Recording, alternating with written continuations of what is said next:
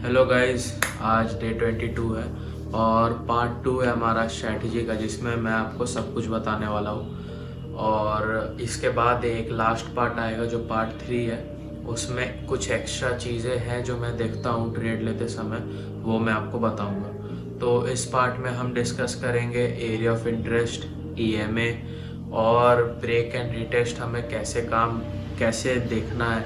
और next video में हम फिर बात करेंगे लिक्विडिटी के ऊपर, स्टॉप लॉस कैसे सेट करें और ट्रेड में हम एंटर कैसे करते हैं। तो इस वीडियो में EMA और एरिया ऑफ इंटरेस्ट के बारे में हम बात करेंगे, ताकि हम पेयर्स को कैसे चूज़ कर पाएँ। तो ट्रेंड आइडेंटिफिकेशन हमने सीख लिया, माइंडसेट भी हमने जान लिया, और अब जो है एरिया ऑफ इंटरेस्ट और EMA डिटरमाइन करेगा कि ये जो पेयर है, पर्टिकुलर पेयर है, वो उस पे हम इंटरेस्टेड हैं या नहीं।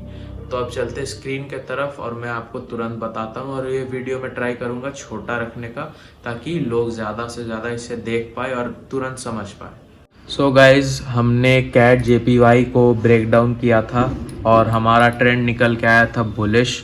तो हम इस पे अब डेली टाइम फ्रेम पे एरिया ऑफ इंटरेस्ट ढूंढेंगे और EMA को समझेंगे। इससे पहले मैं आपको अपडेट दे दूँ फंडेड अकाउंट पे।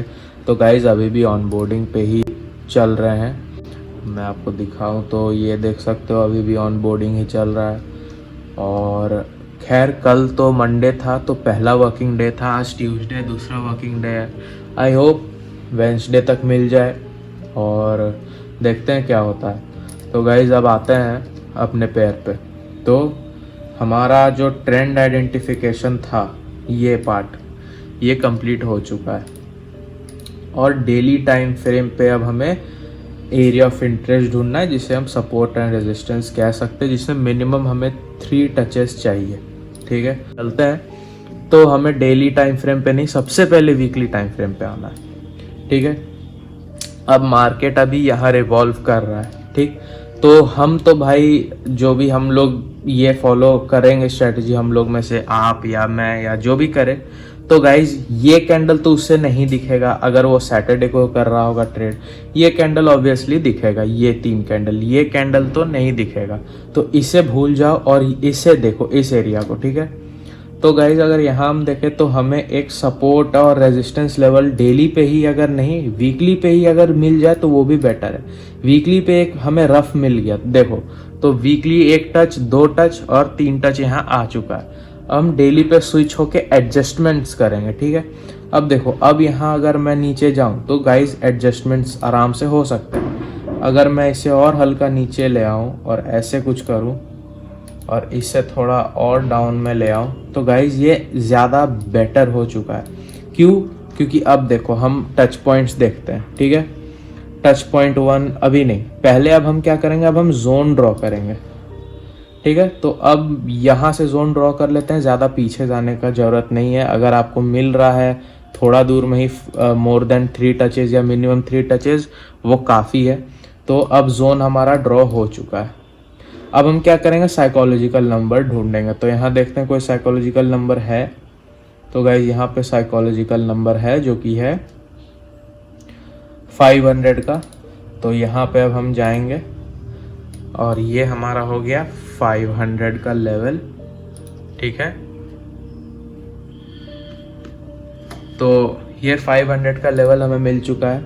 और अब हम क्या करेंगे, ये जो 450 का लेवल है, इसे हम हटा देंगे। ठीक है, अब हम देखते हैं टच पॉइंट्स कितना हमें मिला है। तो टच पॉइंट नंबर 1, ठीक है, टच पॉइंट नंबर 2, ठीक है, टच पॉइंट नंबर 3, ठीक है, काफ़ी है, 3 मिल गया बस, अब ज़रूरत ही नहीं देखने का। यहाँ भी एक टच पॉइंट है 4,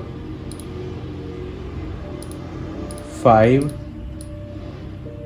और बस काफ़ी है, 5 मिल गया। अब ढूंढ के कोई फ़ायदा नहीं।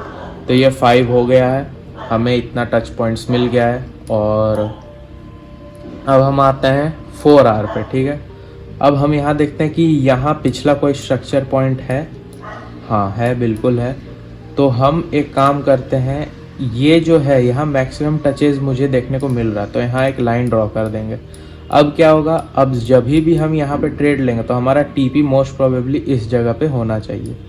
और अब हम 50 EMA को देखेंगे। ये 50 EMA में ले आया। अब देखो वीकली में क्या है, 50 EMA को क्रॉस किया है वीकली में, डेली में और 4 आवर में। इसका मतलब ये जो ट्रेंड है ये 150% 200% भाई ट्रेंड बुलिश ही है हमारा। हम वेट क्या कर रहे हैं, और मैं पर्सनली ये ट्रेड लेने वाला हूँ, तो मैं क्या वेट कर रहा हूँ, क्या चीज़ होने का वो मैं आपको बताऊँ। मैं होने का इंतज़ार कर रहा हूँ जस्ट ये मार्केट नीचे आए, ठीक है, ये साइकोलॉजिकल लेवल और ये EMA को टच करे और फिर ये ऊपर को जाए, ठीक है। अब देखो इसमें क्या है कि मुझे कैसा कैंडल चाहिए, ये आए, एक रेड कैंडल ऐसा बने, ठीक है, ऐसा बने, एक ऐसा रेड कैंडल बने और फिर वो ऐसा ऊपर जाके क्लोज हो जाए और एक विक यहाँ पे ऐसा छोड़ दे। आप देख सकते हो, मैं जूम करूँ तो कुछ ऐसा कैंडल मुझे चाहिए। तो जब ये कैंडल मुझे मिलेगा तब मैं क्या करूँगा, एक एंट्री प्लान करूँगा। और एंट्री प्लान कैसे करूँगा, अब यहाँ पे मैं जाऊँगा, ये एंट्री रहेगा और ये प्रेडिक्ट मैं करूँगा कि भाई मार्केट यहाँ जाए, और स्टॉप लॉस जो है ये मैं 50 पिप्स रखूँगा, ठीक है। और ये हमें 1:3 आराम से दे देगा, लेकिन मैं 1:2 पे ही पसंद करता हूँ रखना, ठीक है, 1:2 पे रखूँगा। तो आप ये देख सकते हो जो टेक प्रॉफिट है कितना ज़्यादा सेंस बनाता है। ये देखो लिक्विडिटी लेवल है, अगर मार्केट नीचे आता है तो ये लेवल को ये ज़रूर लेगा, और जब ये तोड़ेगा तो ये यहाँ तक तो ईजिली जाने वाला है। तो ये हो गया हमारा एनालिसिस। अब क्या है, ये बहुत ही छोटा वीडियो था क्योंकि डेली टाइम फ्रेम पे एरिया ऑफ इंटरेस्ट कैसे ढूंढे वो तो मैंने बता दिया। अब मैं आपको बताता हूँ एरिया ऑफ इंटरेस्ट का सीक्रेट, ठीक है। अब हम जाएंगे इस एरिया ऑफ इंटरेस्ट को देखेंगे। अब भाई इसमें हम क्या प्लान कर रहे हैं, ठीक है, हम इसमें ट्रेड प्लान कर रहे हैं बुलिश, ठीक है, हम अप ट्रेड प्लान कर रहे हैं। तो हमें देखना है कि ये जो पर्टिकुलर एरिया ऑफ इंटरेस्ट है ये एज अ सपोर्ट कैसे काम किया है, क्योंकि गाइस सपोर्ट पे ही आप बाय करते हो और रेजिस्टेंस पे आप सेल करते हो। तो ये एज अ सपोर्ट कैसा वर्क किया है प्रीवियसली, ठीक है। तो अब हम देखते हैं, ब्रेक हुआ है तो एज अ सपोर्ट अच्छा काम किया है, ठीक है। फिर यहाँ पे हम आते हैं, ब्रेक हुआ है तो एज अ सपोर्ट अच्छा काम किया है, वो भी बढ़िया बात है। चलो अब हम जाएंगे, तो अब यहाँ भी हमें मिला है ब्रेक हुआ है, एज अ सपोर्ट अच्छा काम किया। ये तो गैप अप उल्टा को लिया, बट ये मार्केट अगर नीचे आएगा तो फिर हम एक अप का मूव आराम से ले सकते हैं इसमें। तो ये हो गया मेन चीज़ जो हमें देखना है एरिया ऑफ इंटरेस्ट में, कि वो जहाँ हमें ट्रेड लेना है क्या वो उस हिसाब से अच्छा वर्क कर रहा है। अगर हमें बाय करना है तो वो as a good support level काम कर रहा है, गुड सपोर्ट जोन काम कर रहा है। अगर हमें सेल करना है तो वो क्या as a good resistance zone काम कर रहा है। अगर हाँ कर रहा है तो गाइज वो पेयर पे आप ट्रेड लेना। अगर आपको ट्रेड मिलता है तो आप लेना, और वो आपका डिटरमाइन होगा एंट्री पे कि आप कब लोगे कब नहीं। तो वो नेक्स्ट वीडियो पे आएगा, और ये वीडियो बहुत ही छोटा है। देखो जो मैंने बताया बस यही बात है और कोई बात नहीं है, आपको सिर्फ इतना ही करना है। एरिया ऑफ इंटरेस्ट बहुत सिंपल है। अगर आपको लगता है कि 5 तरह का अगर चीज़ मैं आपको बता दूंगा तो आप ट्रेडिंग सीख जाओगे, वैसा नहीं है। जितना सिंपल रखोगे और जितना माइंड को स्ट्रांग रखोगे उतना ही बेटर ट्रेडिंग होता है। तो बहुत ही सिंपल था एरिया ऑफ इंटरेस्ट, आपको इसी तरह निकालना है। और ये जो था हमारा 3 टचेस से ज़्यादा था, EMA ऊपर है और ये देखो डाउन आएगा, साइकोलॉजिकल लेवल भी यहाँ हमें मिल गया। तो इस तरह से ही हमें डेली टाइम फ्रेम पे एरिया ऑफ इंटरेस्ट ढूंढना है। ऑड कैड पे अगर मैं आपको दिखाऊं तो ये देखो सेम एरिया ऑफ इंटरेस्ट था डेली टाइम फ्रेम पे, ठीक है। यहाँ देखो, अब मैंने यहाँ क्या चेक किया था कि एज अ सपोर्ट ये कैसा काम कर रहा है। तो ब्रेक हुआ एज अ सपोर्ट, बहुत ही बढ़िया काम किया, ठीक है। तो मैंने क्या किया भाई, इसे इंटरेस्टेड पेयर्स में रख दिया। अब देखो यहाँ क्या हुआ, ब्रेक हुआ, रीटेस्ट नहीं आया, ठीक है। अब देखो ये जो ब्रेक हुआ है ना, ये ब्रेक हुआ है आपका फ्राइडे को, है ना, और रीटेस्ट तो हुआ है जोन में, बट वो साइकोलॉजिकल लेवल और EMA ये 2 चीज़ को रीटेस्ट नहीं किया है। और अगर ये 2 चीज़ रीटेस्ट नहीं होंगे तो हम ट्रेड्स नहीं प्लेस करेंगे, हमें रुकना जब तक ये रीटेस्ट नहीं होता है, ठीक है। ट्रेड मिस आउट इसे नहीं बोलते, इसे केयरफुल होना बोलते हैं, ताकि आप एक अच्छा मूव बड़ा रिस्क के साथ आप कैप्चर कर पाओ। तो यही सिंपल वीडियो है गाइस। आई होप कि वीडियो में आप लोगों को वैल्यू मिला होगा, आपको समझ आया होगा।